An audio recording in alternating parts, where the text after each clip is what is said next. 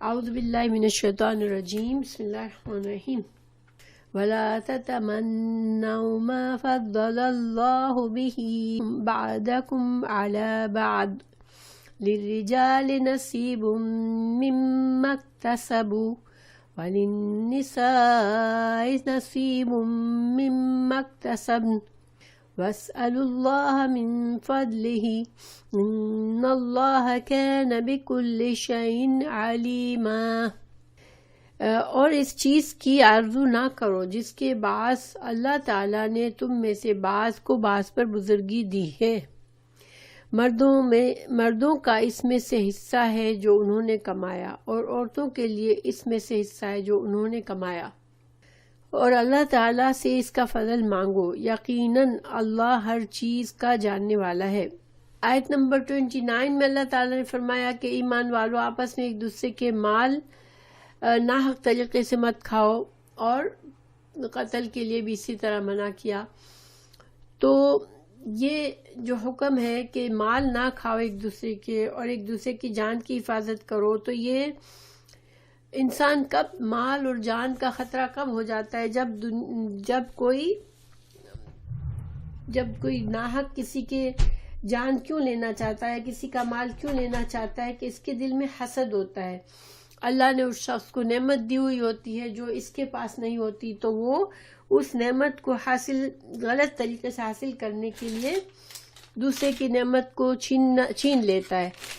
یہاں پر آج کی آیت میں اللہ سبحانہ تعالیٰ نے اس گناہ کا دروازہ بند کرنے کے لیے کہ حسد پیدا ہی نہ ہو، اگر تم قرآن کی تعلیمات پر عمل کرو تو حسد دل میں پیدا ہی نہیں ہوگا، اور حسد نہیں ہوگا تو یہ حسد جو ہے وہ ایسے گناہوں کی جڑ ہے کہ انسان دوسرے کے مال اور جان کو ناحق طریقے سے نقصان پہنچاتا ہے۔ یا جو شان نزول ہے اس میں بھی ایک حدیث بیان کی جاتی ہے کہ حضرت ام سلمہ رضی اللہ عنہ نے عرض کیا کہ مرد جہاد میں حصہ لیتے ہیں اور شہادت پاتے ہیں، اور ہم عورتیں اس فضیلت کے کاموں سے محروم رہ جاتے ہیں۔ پھر ہمارا میراث میں بھی مردوں سے آدھا حصہ ہے۔ یعنی حضرت ام سلمہ آپ صلی اللہ علیہ وسلم کی زوجہ تھی، اور وہ اس چیز کو سمجھنا چاہ رہی تھی کہ مرد کو اللہ تعالیٰ نے کیا عورت سے بلند رکھا ہے کہ مردوں کا وراثت میں بھی زیادہ حصہ ہے، مردوں کو ایسے کام کرنے کی بھی اجازت ہے، جہاد وغیرہ کے احکامات مردوں کے لیے ہے، جمعے کی نماز، جماعت کی نماز، تو جن کے کاموں سے مردوں کو بہت زیادہ اجر و ثواب مل جاتا ہے عورتوں کے مقابلے میں، تو یہ کیوں ایسی تقسیم کیوں ہے، ان کو سمجھنا تھا۔ تو اللہ تعالیٰ نے یہ آیت نازل فرمائی، ٹھیک ہے، کہ وَلَا تَتَمَنَّوْا مَا فَضَّلَ اللَّهُ بِهِ بَعْضَكُمْ عَلَى بَعْضٍ، کہ اللہ سبحانہ تعالیٰ نے اگر بعض کو بعض پر کچھ بزرگی دیے تو تم اس کی تمنا نہ کرو۔ اب اس آیت کو ہم اچھی طرح سمجھتے ہیں انشاءاللہ۔ ولا، اور نہ، تتمنوا، کہ تم تمنا نہ کرو۔ تمنا کیا چیز ہوتی ہے؟ تمنا کا جو معنی ہے وہ یہ ہے کہ کسی بے حقیقت چیز کے تصور کرنا انسان کو، یعنی جو اس چیز کی خواہش دل میں رکھنا، اس چیز کو حاصل کرنے کی خواہش دل میں رکھنا جو کہ پوری ہونے والی نہیں ہے، ٹھیک ہے۔ تو تمنا سے منع کیا۔ اب تمنا سے منع کیا، آگے چلتے ہم۔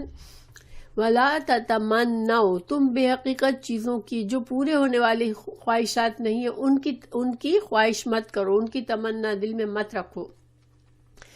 ماں، جو فضل اللہ، فضیلت دی ہے اللہ نے، بھی، ساتھ اس کے، بعضکم، تم میں سے بعض کو، علی بعض، بعض پر۔ اب دیکھیں اللہ کی فضیلت، ہم دیکھتے ہیں کہ اسلام میں اللہ تعالیٰ نے کچھ چیزوں کو، کچھ مقامات کو، کچھ کاموں کو فضیلت دی ہے دوسروں کے مقابلے میں۔ جیسے بیت اللہ کو فضیلت ہے، تمام دوسری مسجدوں میں بیت اللہ کو زیادہ فضیلت حاصل ہے۔ تو اسی طرح اللہ تعالیٰ انبیاء کو فضیلت دیتا ہے عام لوگوں پر۔ اب یہ اللہ کی تقسیم ہوتی ہے، اللہ ان کو چنتا ہے۔ اللہ سبحانہ تعالیٰ کی حکمت اور علم سے اللہ سبحانہ تعالیٰ ایک طبعی طور پر ایک فضیلت دیتا ہے جس کو ہم وہابی فضیلت کہتے ہیں. جب اللہ تعالیٰ نے اللہ نے اسے تحفہ دے دیا، اللہ نے اس کو وہ چیز ہبا کر دی جس میں اس کا اپنا کوئی کمال نہیں تھا. ایک بندے کو اللہ خوبصورت پیدا کرتا ہے، ایک کو بدصورت پیدا کرتا ہے. اب اس میں اس بندے کی کوئی کمال نہیں ہے جس کو اللہ نے خوبصورت پیدا کیا، اور اس بندے کی کوئی اس میں کوتاہی نہیں ہے جس کو خوبصورتی نہیں ملی. تو اللہ سبحانہ تعالیٰ کی یہ تقسیم اللہ کے علم اور اللہ کے فضل سے ہے. اور اس میں بھی ہم کو یہ یقین رکھنا چاہیے کہ جب اللہ سبحانہ تعالیٰ کوئی فضل دیتا ہے کسی کو، تو چونکہ اللہ جانتا ہے، اللہ خالق ہے، اللہ جانتا ہے کہ کس بندے کو کس مقام پر رکھنا بہترین ہے اس بندے کے لیے. ٹھیک ہے، مثال کے طور پر اگر کسی کو بہت دولت مل جاتی ہے تو وہ دولت کی وجہ سے گمراہ ہو جانے کے چانسز اس انسان میں زیادہ ہے. کسی انسان میں جو ہے وہ غریبی میں اس کے لیے بہتر ہے کہ غریبی اس کے اندر عاجزی پیدا کرتی ہے اور وہ اللہ سے قریب ہوتا ہے.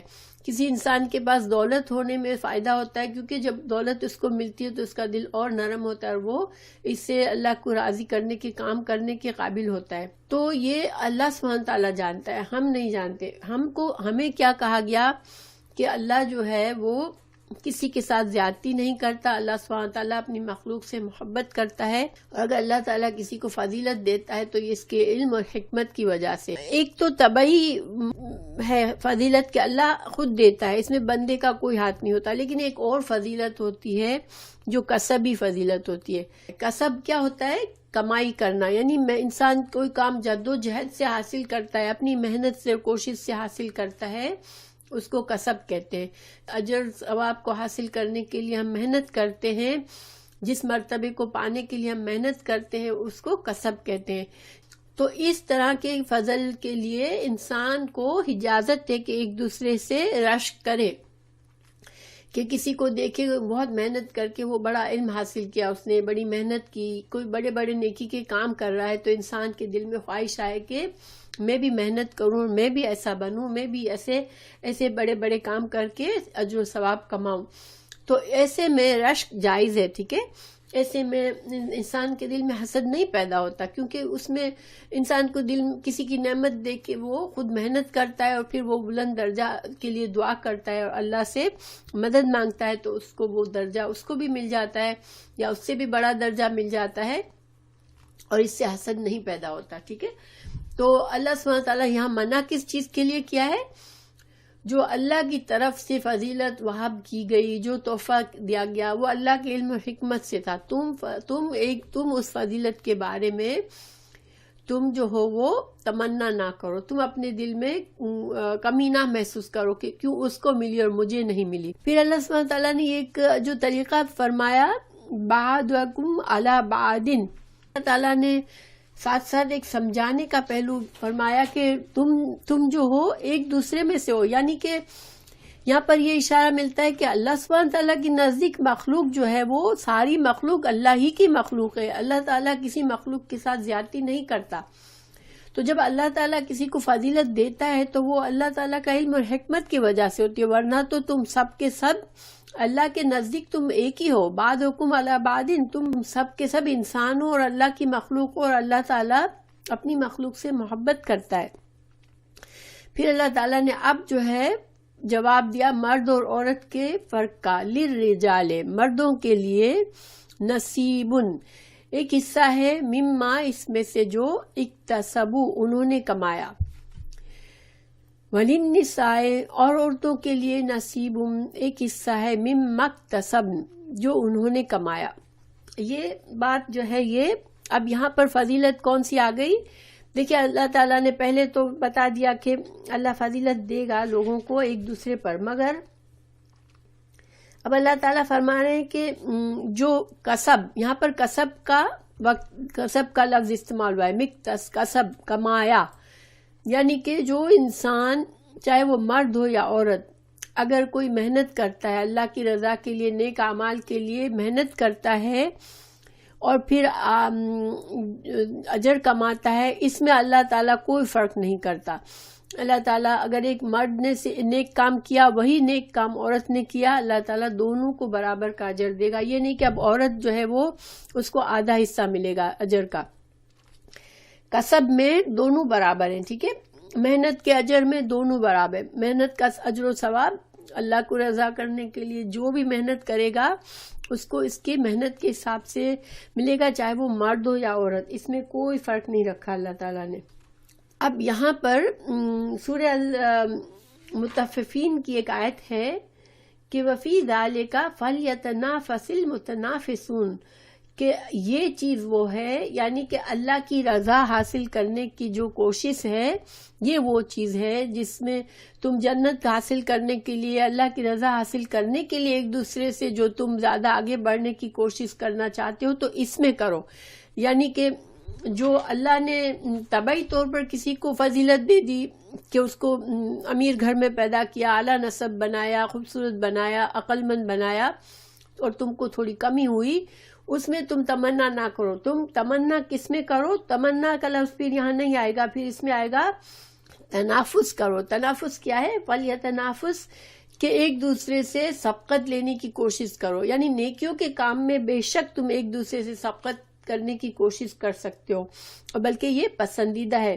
حدیث میں بھی ہے کہ اسلام میں حسد جائز نہیں ہے، سوائے اس کے کہ انسان ایسے شخص سے، ایسے انسان سے رشک کرے جس کو اللہ نے قرآن کا علم دیا اور وہ دن رات اس سے خود بھی سیکھتا ہے اور دوسروں کو بھی سکھاتا ہے، خود بھی عمل کرتا ہے، دوسروں کو بھی ترغیب دیتا ہے. تو ویسے آدمی کو دیکھ کے تمہارے دل میں خواہش آنی چاہیے کہ نہیں مجھے بھی اللہ مجھے بھی ایسا بنا، اور اس کے لیے کوشش کی ضرورت ہوتی ہے. ٹھیک ہے. وَسَلُوا، اور سوال کرو اللہ سے، من فضل ہی، اللہ کی فضل کا سوال تم ہر وقت کر سکتے ہو، تمہارے لیے دروازہ کھلا ہے کہ اللہ مجھے بھی یہ فضل عطا کر، تو نے فلاں بندے کو یہ بڑا مقام دیا ہے مجھے بھی وہ عطا کر. تو یہ سوال کرنا جائز ہے، مگر ظاہری بات ہے کہ اب جو چیزیں نہیں بدل سکتی، کسی کی نسب نہیں بدل سکتی، کسی کی جلد کا کلر نہیں بدل سکتا، کسی کے مرد یا عورت ایک دوسرے سے بدل نہیں سکتے کہ مرد کہے کہ مجھے عورت بنا دے یا عورت کہے مجھے مرد بنا دے. لیکن یہ کہہ سکتے ہو کہ اللہ مجھے اس بندے کو تو نے اتنا مال دیا اور وہ اتنی اچھی طرح خرچ کرتا ہے اور تیرا اجر و ثواب کماتا ہے، تو مجھے بھی ایسا مال دے پاکیزہ کہ میں بھی اس کو خرچ کر کے تیری رضا حاصل کروں. کسی کو اللہ نے صحت دی ہے اور صحت کے ساتھ وہ بڑے بڑے نیکی کے کام کرتا ہے تو دعا کرے اللہ مجھے بھی ایسی تو صحت عطا کر اور توفیق عطا کر کہ میں بھی یہ کام کروں. تو یہاں پر ایک اور حکمت یہ ہے کہ اللہ کا فضل مانگو میں، کہ جب تم اللہ سے دیکھو، جب بھی ہمیں کیا سکھایا ہے، ہم جب دعا کریں تو ہم یہ نہ دعا کریں اللہ مجھے یہ گھر بہت پسند ہے یہ مجھے ملا دے، یا کوئی لڑکا کہے اللہ مجھے یہ عورت پسند ہے اس سے میری شادی کرا دے، یا اللہ مجھے فلاں جاب ملا دے. نہیں، ہمیں کیا طریقہ سکھایا ہے؟ اللہ سے یہ ہمیشہ دعا کرے اللہ اگر یہ چیز، یہ کام، یہ میرے لیے بہتر ہے، تو جانتا ہے تو مجھے یہ عطا کر. ٹھیک ہے. اور اس میں پھر تو برکت عطا کر، اس میں تو فضیلت عطا کر. یہ بہترین طریقہ ہے دعا مانگنے کا، اللہ کا فضل مانگنے کا. تو ہمیشہ اسپیسیفک چیزیں نہ مانگے، اللہ سے ہمیشہ اس طرح مانگے اللہ مجھے اس چیز کی خواہش تو ہے مگر تو جانتا ہے میرے لیے بہتر ہے یا نہیں، اگر میرے لیے بہتر ہے تو مجھے تو یہ عطا کر دے. پھر ان اللہ کان بکل شیء علیما. اب اللہ تعالیٰ نے پھر سے اس بات پر توجہ دلائی کہ تم یہ یقین رکھو کہ اللہ کا علم ہر چیز پر محیط ہے، تو اللہ جانتا ہے تمہارے لیے کیا بہتر ہے. تو تم اللہ سے ہمیشہ اس طرح دعا مانگو. ٹھیک ہے. وَلِكُلِّ، اور ہر ایک کے لیے، جعلنا، ہم نے بنائے، موالیا، وارث، ہم نے ہر ایک کے لیے وارث بنائے، مما، اس میں سے جو ترکا، چھوڑ کر جائے، الوالدان، والدین، والاقربون، اور رشتہ دار. تو موالی کیا ہوتا ہے؟ لفظ موالی کے کچھ معنی ہے. ولی کا مطلب وارث بھی ہوتا ہے. ٹھیک ہے. اور ولی کے اور بھی معنی ہوتے ہیں. لفظ ولی جو ہے وہ اس کے کافی معنی ہوتے ہیں. اور اس کے جو ترجمہ ہوگا وہ وقت کے لحاظ سے ہوگا کہ کہاں استعمال ہوا ہے. تو اس میں عصبات، اس میں وارث بھی آتے ہیں، اور وارث میں بھی عصبہ ایک کس کو کہا جاتا ہے کہ اللہ تعالیٰ نے وراثت کے حصے تقسیم کیے ہیں کہ اس کے جو حصے، بیوی کا حصہ مل گیا، بیٹی کا حصہ مل گیا، ماں کا حصہ مل گیا، باپ کا مل گیا، تو بچا ہوا مال کون لے گا؟ بیٹا لے گا. بیٹا عصبہ کہلاتا ہے. عصبہ وہ ہوتا ہے جس کا سارا مال وہ لے جاتا ہے، فکس حصوں کے بعد جو بھی بچا ہوا مال ہوتا ہے وہ لے جاتا ہے. ٹھیک ہے، تو موالی اس کو بھی کہتے ہیں، عصبہ کو بھی کہتے ہیں. اور اس میں عام معنی میں دوست، محافظ، آقا، مالک، یہ سارے معنی آتے ہیں. ٹھیک ہے، تو یہاں پر جو ہے یہ وارث کے معنی میں آیا ہے. ٹھیک ہے، کہ اللہ تعالیٰ نے فرمایا کہ ہم نے بنائے ہیں وارث اس میں سے جو چھوڑ کر جائے والدین اور اقربون. تو یہ اللہ تعالیٰ نے یہاں، چونکہ پہلے سورہ نساء میں اللہ تعالیٰ نے پہلے ہمیں وراثت کے قانون بتا دیا، ہم نے اس کو تفصیل سے پڑھا بھی ہے کہ کس کا کتنا حصہ ہے. اب یہاں پر دوبارہ یہ بات لا کر اللہ تعالیٰ نے اس بات کو کنفرم کر دیا کہ جو اللہ سبحانہ تعالیٰ چونکہ علم رکھتا ہے، تو اللہ تعالیٰ جو ہے وہ جو اللہ نے حصے مقرر کیے ہیں، اب وہی جو حصے جو ہیں اس پر تم اکتفا کرو. یعنی اللہ سبحانہ تعالیٰ نے وراثت کے جو قانون تم کو دے دیے، اب اسی پر عمل کرو گے. ان اللہ، بے شک اللہ تعالیٰ، کانا ہے علی کل شیء شہیدا، ہر چیز پر گواہ. تو اب اللہ تعالیٰ یہاں پر ہمیں بتا رہے ہیں کہ اگر انسان کوئی اپنے مال میں سے کوئی وصیت کر کے جاتا ہے، اس کی وصیت جو ہے اسلام کے مطابق ہے، اور کسی کا حصہ وہ مقرر کر کے جاتا ہے، اللہ تعالیٰ جانتا ہے اگر اس کے پیچھے سے لوگ اس بات پر عمل نہیں کریں گے تو اللہ تعالیٰ اس پر گواہ ہے، وہ لوگ گنہگار بنیں گے، کیونکہ اللہ دیکھ رہا ہے، اللہ گواہ ہے اس بات پر. اور اسی طرح اگر مرنے والا غلط وصیت کر کے جائے گا تب بھی اللہ جانتا ہے. تو یہ یہاں پر اللہ تعالیٰ نے ایک تنبیہ کر دی کہ اگر صحیح وصیت ہے تو پھر اس کو اگر وارثوں نے اس پر عمل نہیں کیا تو بھی اللہ دیکھ رہا ہے، اور وہ گنہگار ہوں گے، ان کو پکڑا جائے گا. اور اگر وصیت کرنے والے نے غلط وصیت کی تب بھی اللہ تعالیٰ دیکھ رہا ہے، وہ بھی گنہگار ہوگا. تو یہاں پر مال کی وصیت کی آیت آنے کا کیا مقصد ہے؟ یہاں پر اللہ کی تقسیم پر راضی رہو، بس. اللہ تعالیٰ کے مال کا معاملہ ہے یا کہ کوئی اور نعمت ہے، انسان اللہ کی تقسیم پر راضی رہے، یہ مطلب ہے. پیچھے کی آیت کا بھی یہی مفہوم تھا بیسیکلی، کہ اللہ تعالیٰ کی تقسیم ہے، اللہ تعالیٰ نے جس کو جو دیا تم اس پر راضی رہو. یہاں بھی اللہ تعالیٰ نے جو وراثت کے حصے مقرر کیے تو تم اس پر دل میں تنگی نہ محسوس کرو، اس کو قبول کرو. الرجال، مرد، قوامون، مرد قوام ہیں، علی النساء، عورتوں پر، بما، بوجہ اس کے، فضل اللہ، فضیلت دی ہے اللہ نے، بعضہم، ان میں سے بعض کو، علی بعض، بعض پر، وبما، اور بوجہ اس کے، انفقوا، انہوں نے خرچ کیا، من اموالہم، اپنے مالوں میں سے.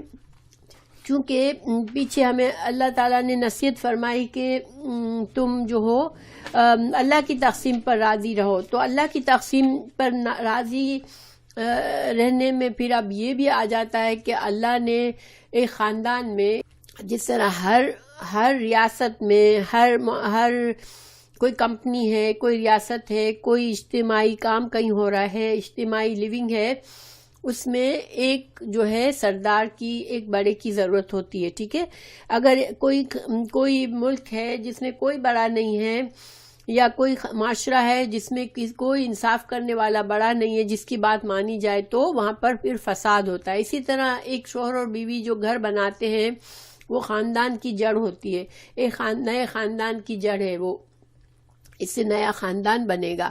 تو اس خاندان کے لیے بھی مرد کو اللہ نے ایک قوام بنایا، سربراہ بنایا، کیونکہ بغیر سربراہ کے ایسا ہی ہے جیسے کشتی میں کوئی بھی کیپٹن نہیں ہے، کشتی جا رہی ہے اور ہر انسان اپنی مرضی میں چلے گا اور کوئی کیپٹن نہیں ہے جو ان کو گائیڈ کرے، تو وہ کشتی پھر طوفان آیا تو اس میں سروائیو نہیں کر سکے گی، ٹھیک ہے؟ کیونکہ مشکل حالات میں، مشکل موقعوں پر ایک کو اتھارٹی ہونا ضروری ہے تاکہ اختلافات میں گھر نہ ٹوٹ جائے.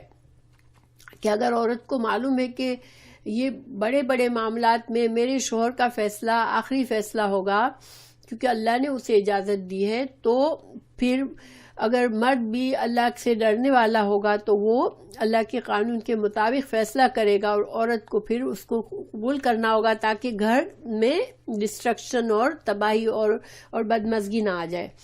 تو اللہ نے قوام بنایا مرد کو. قوام، لفظ قوام کا جو معنی ہے نا، نگران حفاظت کرنے والا، سرپرست، ضروریات کے خیال رکھنے والا، محافظ، کوئی کسی قسم کا خطرہ ہے، کچھ ہے تو حفاظت کرنے والا، مسئلہ بگاڑ ہو رہا ہے گھر میں تو اس کی اصلاح کرنے والا، برتر کہ اب اس کا فیصلہ فائنل ہوگا، بڑے معاملات میں اس کا فیصلہ فائنل ہوگا.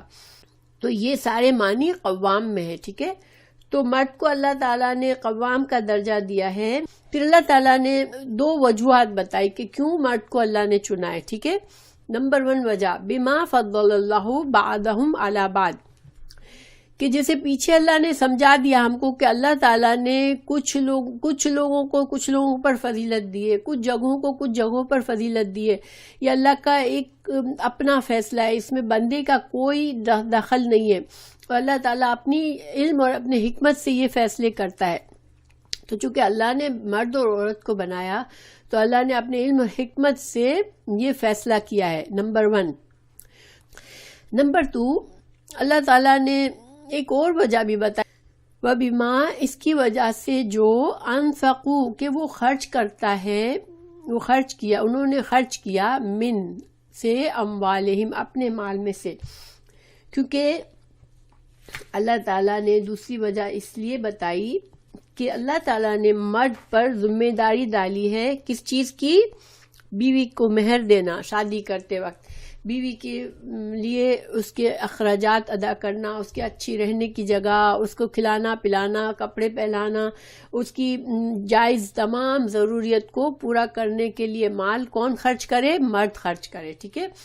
عورت پر ضروری نہیں کیا کہ وہ جائے اور کمائے اور وہ گھر کا خرچ چلائے. ہاں، اگر بعض اوقات ایسا ہوتا ہے مرد کسی وجہ سے کمزور ہے اور عورت کو آگے بڑھ کے یہ ذمہ داری ادا کرنی پڑتی ہے کہ وہ کماتی ہے اور گھر میں پیسہ لاتی ہے، تو یہ اس کا عورت کے لیے خاص اجر ہے. اگر وہ پھر بھی اللہ کے بتائے ہوئے قانون پر چلتی ہے، شوہر کی عزت بھی کرتی ہے، گھر کو اچھی طرح چلاتی بھی ہے، لیکن شوہر کا ساتھ ساتھ مدد بھی کرتی ہے مال کمانے میں بھی اور اخراجات کو ادا کرنے میں بھی، تو اس کو صدقہ، جیسے اس کو اسی طرح ثواب ملے گا جیسے وہ صدقہ کر رہی ہے، اللہ کے نام پر مال خرچ کر رہی ہے، تو اس کو اس طرح کا ثواب ملے گا. تو کیونکہ ایک انسان پر اللہ نے ایک ذمہ داری ڈال دی جو کہ یہ بہت بڑی ذمہ داری ہے، تو اس کے لیے اللہ تعالیٰ نے مرد کو ایک درجہ بلند بھی کر دیا. کیونکہ یہ بہت بڑے دل کی بات ہوتی ہے کہ مرد کما کر بھی آئے اور پھر خوش دلی سے اپنے گھر میں خرچ بھی کرے. اب ظاہر ہے کہ اس کو ایک ذمہ داری دی ہے تو ہر ذمہ داری کے ساتھ نعمت ہوتی ہے اور ہر نعمت کے ساتھ ذمہ داری ہوتی ہے، تو اس کو پھر قوام بھی بنا. پھر فالصالحات، اب اللہ تعالیٰ نے عورتوں کی بھی ذمہ داری بتائی تھوڑی سی کہ تم کو اب کیا کرنا ہے. جب اللہ نے تم کو اتنی حفاظت مہیا کر دی، تم کیا کرو گی؟ فالصالحات، تم نیک ہوں گی، ٹھیک ہے؟ تم اللہ کی عبادت گزار اور نیک بندیاں بنو گی.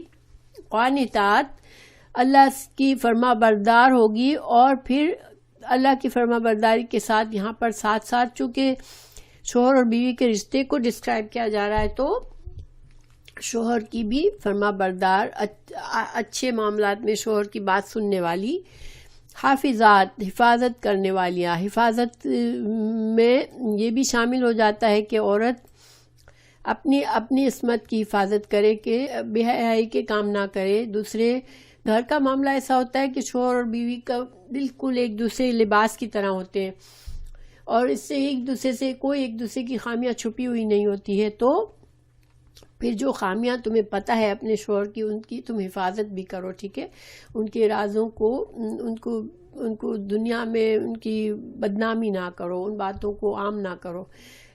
حافظات للغیب یعنی غیر حاضری میں, ان کی غیر حاضری میں تم ان رازوں کی حفاظت کرو. پھر بیما, اب اللہ تعالیٰ نے عورتوں کو پھر سمجھایا کہ تمہیں کیوں یہ کرنا ہے. بیما اس وجہ سے کہ حافظ اللہ نے تمہاری حفاظت کی. اللہ نے ایسے قانون بنائے کہ تم محفوظ رہ جاتی ہو. تم شادی کے بندھن میں آنے کے بعد محفوظ اپنے گھر میں رہتی ہو, تمہیں تحفظ حاصل ہوتا ہے, تمہیں بہت سے رائٹس حاصل ہوتے ہیں.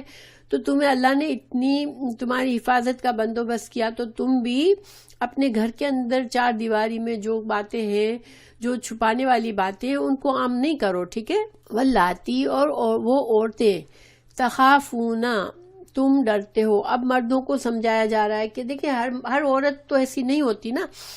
جن عورتوں کے دلوں میں اللہ کی محبت ہوتی ہے, اللہ کا خوف ہوتا ہے, ان کے دین کا علم ہوتا ہے, وہ تو ذمہ داری کو سمجھتی ہیں اپنی. لیکن اب ہر عورت جو ہے وہ ایسی نہیں ہوتی. بعض عورتوں کو جب بہت اچھا سلوک کیا جاتا ہے تو وہ بالکل بگڑ جاتی ہیں. یعنی کہ شوہر نائس ہے, اس کے لیے خرچہ بھی کر رہا ہے, اس کے نخرے بھی اٹھا رہا ہے, اس کو سب کچھ دے رہا ہے, تو وہ بجائے اچھا کرنے کے وہ اور بگڑ جاتی ہے.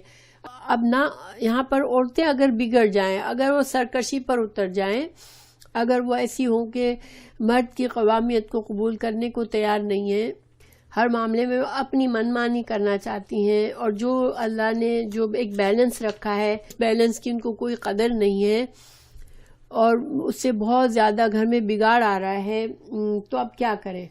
اب ایسے میں نشوز جو ہے سرکشی ہوتی ہے کہ سرکش ہو جائے. سرکش کا مطلب ہوتا ہے کہ یہ مطلب نہیں ہے سرکش کا کہ عورت اپنی رائے دے گھر کے معاملات میں, سمجھدار عورت ہے, گھر میں رائے دے رہی ہے کسی معاملے میں اچھے برے میں, تو یہ نہیں ہے مطلب کہ اب تم کو کوئی حق نہیں ہے رائے دینے کا. نہیں, یہ مطلب نہیں ہے. وہ تو شوہر اور بیوی کے معاملات میں مشورہ سے کام لینا, ایک دوسرے کے ساتھ عزت کرنا, یہ سب چیزیں تو پہلے ہی سمجھی ہوئی ہیں. لیکن یہاں پر جو نشوز ہے اس کا یہ مطلب ہے کہ کم عقل عورت جب اس کے دماغ میں یہ بات چڑھ جائے کہ میں صحیح ہو غلط ہو, بس میری بات چلے, اور گھر میں اب ایسی عورت آ گئی, اب کیا کرے شوہر. تو پھر اللہ تعالیٰ نے 3 باتیں بتائی ہو مرد کو. وَإِن تَخَافُوا نُشُوزَهُنَّ, اگر ان کی سرکشی سے تم کو ڈر ہے کہ یہ بہت سرکش ہو رہی ہے اور معاملات خراب ہو رہے ہیں, تو کیا کرو. سب سے پہلے نمبر 1 فَاعِظُوهُنَّ, تم ان کو نصیحت کرو, ان کو سمجھاؤ. چاہے تم سمجھاؤ, چاہے کوئی ایسا سمجھدار آدمی ہو تم دونوں کے سامنے, تم اس کے ذریعے اس کو سمجھاؤ کہ بھائی یہ طریقہ صحیح نہیں ہے. اگر وہ نہیں ان کو سمجھ آ رہی تو پھر کیا کرو. نیکسٹ اسٹیپ وَاهْجُرُوهُنَّ, پھر ان کو بستر میں اکیلا, فی المضاجع, بستروں میں اکیلا چھوڑ دو کچھ عرصے کے لیے ان سے ہم بستری نہ کرو, تم اپنا بستر الگ کر لو. مگر گھر الگ کرنے کو نہیں کہا اللہ نے کہ مرد گھر چھوڑ کے چلا جائے, بس بستر سے الگ ہو جائے. اور اس کے لیے بھی یہ نہیں کہ ساری زندگی کا معاملہ ہے, صرف ایک مخصوص وقت کے لیے. آپ صلی اللہ علیہ وسلم سے ہمیں 1 مہینہ کا پتہ چلتا ہے کہ 1 مہینے کے لیے آپ صلی اللہ علیہ وسلم نے بھی اپنی بیویوں سے علیحدگی اختیار کی تھی, کیونکہ کوئی ایسا معاملہ ہوا تھا جس سے آپ صلی اللہ علیہ وسلم کا دل دکھا تھا. یہ دوسرا طریقہ ہے. نمبر 3 وَاضْرِبُوهُنَّ, تیسرا. اب اس سے بھی پہلے 2 لیول پر کوئی گھر میں بہتری نہیں آئی اور اس کی سرکشی میں کوئی کمی نہیں آئی, تو کیا کرو.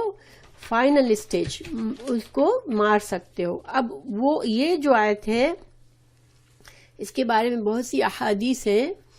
آپ صلی اللہ علیہ وسلم نے فرمایا کہ کوئی ایسی نہ کہ شدید مار نہ ہو, بس معمولی سی ایک طرح سے ایک اس کو سکھانا ہو کہ یہ لاسٹ اسٹیج پہ تم ہو. اور پہلا زمانہ ایسا ہوتا تھا کہ عورتوں کو بھی قرآن کا پتہ ہوتا تھا, مردوں کو بھی پتہ ہوتا تھا, ٹھیک ہے. اس کے بارے میں حدیث ہے, آپ صلی اللہ علیہ وسلم نے فرمایا عورتوں کے بارے میں اللہ تعالیٰ سے ڈرو، کیونکہ وہ تمہارے پاس قیدیوں کی طرح ہیں، تمہاری حکومت میں ہے، تمہارا ان پر یہ حق ہے کہ تمہارے بستروں پر کسی ایسے شخص کو نہ بیٹھنے دے جسے تم ناپسند کرتے ہو۔ اب دیکھیں، سرکشی کا مطلب یہ کہ اس حد تک بے باک عورت ہو جائے کہ وہ بے حیائی والے کام کرنے لگے اور گھر میں ایسے مردوں کو لانے لگے جس سے شوہر نے منع کیا ہو، تو یہ مرد کا حق ہے کہ شوہر اس کے ساتھ سختی کر سکتا ہے، اور اگر وہ ایسا کرے تو انہیں زود و کوب دو، یعنی کہ پھر ان کے ساتھ سختی کرو، ان کو اگر ہلکا سا مارنا بھی پڑ جائے تو مار لو، ٹھیک ہے، مگر بہت سخت نہیں، یعنی کہ زود و کوب میں ساتھ بھی آپ صلی اللہ علیہ وسلم نے فرمایا کہ بہت سخت نہیں، یعنی کہ معمولی، صرف اس کو سمجھانے کی حد تک۔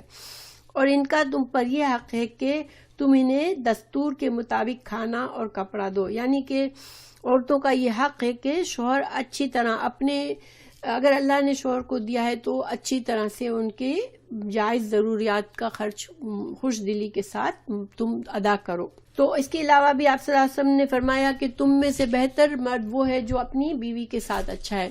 اس کو غلط سمجھنا، اس آیت سے بہت سے لوگوں نے غلط مطلب لیا ہے، اور وہ قوامیت کا غلط مطلب سمجھ کر انہوں نے سمجھا کہ ہم جو چاہیں کریں، تو اللہ تعالیٰ نے پھر آگے مزید سمجھایا، اب مردوں کو سمجھا رہا ہے اللہ تعالیٰ، فَإِن، پھر اگر اطعناکم، اگر وہ اطاعت کر لے، اگر وہ بات مان لے، فلا، تو نہ، تبغوا، تم تلاش کرو، علیہن سبیلا، پھر تم اس کو بلا وجہ جھوٹ موٹ کے بہانے بنا کر یا اس کو پرانی بات کو دماغ میں لے کر اس کے ساتھ غلط طریقہ نہ کرو، پھر تم کوئی ایسا ذریعہ نہ ڈھونڈو جس کے ذریعے تم ان کے ساتھ بغاوت کا عمل کرو، یعنی کہ ان کے ساتھ تم زیادتی کرو۔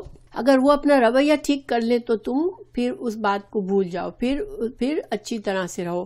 ان اللہ، بے شک اللہ تعالیٰ، کانا ہے، علیاً، بلند، کبیراً، بہت بڑا۔ اب مردوں کو ایک اور وارننگ دے دی کہ دیکھو، تم کو قوام بنانے کا یہ مطلب نہیں ہے کہ تم زیادتی پر اتر آؤ، کیونکہ تم سے بڑا اللہ ہے، اللہ سب سے بڑا ہے۔ تم نے اگر زیادتی کی تو پھر ایک طرح سے ایک دھمکی ہے مردوں کے لیے کہ تم نے اللہ نے تمہیں قوام بنایا اور تم اپنی بڑائی کے زوم میں عورت پر ظلم کرنے پر تل جاؤ گے تو سوچ لو کہ اللہ تم سے بڑا ہے۔ خلاصہ کیا ہے کہ اللہ سبحانہ تعالیٰ نے حقوق جہاں کسی کو دیے تو ساتھ ساتھ حقوق کے ساتھ فرائض بھی دیے ہیں، تو انسان کو حقوق اور فرائض کا اپنے خیال رکھنا ہے۔ کوئی بھی انسان اگر خود غرض ہو جاتا ہے، اگر وہ صرف اپنے حقوق کی طرف جاتا ہے اور فرائض کو بھول جاتا ہے، تو اللہ سبحانہ تعالیٰ نے ہمیں یہ سکھایا کہ حقوق اور فرائض میں بیلنس رکھو۔ اللہ تعالیٰ نے پہلے تو شوہر اور بیوی کو سمجھایا، اب ان کے رشتہ داروں کو، ان کے معاشرے کے لوگوں کو سمجھا رہے ہیں کہ ایک گھر ٹوٹ رہا ہے، گھر میں ٹربل ہو رہا ہے، کسی طرح صلاح صفائی نہیں ہو رہی، تو کیا کرو؟ وَإِنْ خِفْتُمْ، اگر تم ڈرو، شقاق، دشمنی، اختلاف، بینہما، ان دونوں کے درمیان، اگر شوہر اور بیوی کا اب اختلاف اتنا بڑا ہو گیا کہ گھر سے باہر معاملہ چلا گیا، تو کیا کرو؟ تو جو خاندان کے بڑے لوگ ہیں وہ کیا کریں؟ فَبَعَثُوا، تو مقرر کرو، حَكَمًا، ایک منصف، من اہلِ ہی، اس کے گھر والوں کی طرف سے، وَحَكَمًا، اور ایک منصف، من اہلہا، اس عورت کے گھر والوں میں سے۔ تو پھر ایسے حالات میں تم دو عادل، دو منصب، دو حاکم لوگوں کو، جو کہ سمجھدار ہو، جو کہ اچھی طرح سے فیصلہ کرنا جانتے ہو، جو باعث نہ ہو کہ کسی ایک کی طرف جھک جائیں گے، ایسے دو لوگوں کو لو اور ان کے ساتھ فیصلہ کرواؤ۔ ان یریدا، اگر وہ دونوں چاہیں گے، اصلاح کرنا، اگر یہ مرد اور عورت جن کے گھر میں جھگڑے چل رہے ہیں، اگر ان دونوں کے دل میں نیت ہوگی کہ ہمارا گھر نہ ٹوٹے، یوفق اللہ، تو موافقت پیدا کر دے گا اللہ، بینہما، ان دونوں کے درمیان، چونکہ اللہ تعالیٰ دلوں کو پھیرنے والا ہے۔ اگر کہیں پرابلم تو ہے لیکن پھر بھی دلوں میں یہ خواہش ہے کہ کاش ہمارے گھر میں جھگڑا نہ ہو، کاش ہم مل جل کر رہیں، تو پھر اس طرح سے کوئی اور سمجھدار آدمی بیچ میں پڑھ کے ان کے فیصلہ کرا دے۔ اور اللہ تعالیٰ اگر شوہر اور بیوی کے دل میں خواہش ہوگی کہ وہ اچھی طرح زندگی گزارے تو اللہ تعالیٰ ان کے دلوں میں موافقت پیدا کر دے گا، کیونکہ اللہ تعالیٰ ہمارے دلوں پر اللہ سبحانہ تعالیٰ ہی کی مرضی سے ہمارے دل چلتے ہیں، چاہے ہم مانیں یا نہ مانیں اللہ کی بات، ہمارے دل اللہ ہی کے قبضے میں ہے۔ ان اللہ، بے شک اللہ تعالیٰ، کانا ہے علیمن، علم والا، خبیرن، خبر رکھنے والا۔ تو اللہ تعالیٰ آخر میں اللہ تعالیٰ نے سب کو تنبیہ کر دی کہ جو بھی اللہ کے احکامات ہیں، تم جو عمل کرتے ہو، جو زیادتی کرتے ہو، جو خیر کرتے ہو، اللہ سبحانہ تعالیٰ سب کچھ دیکھ رہا ہے۔ تو ہمیشہ اس اللہ کے ڈر کو دل میں رکھ کر معاملات کو فیئر طریقے سے حل کرو۔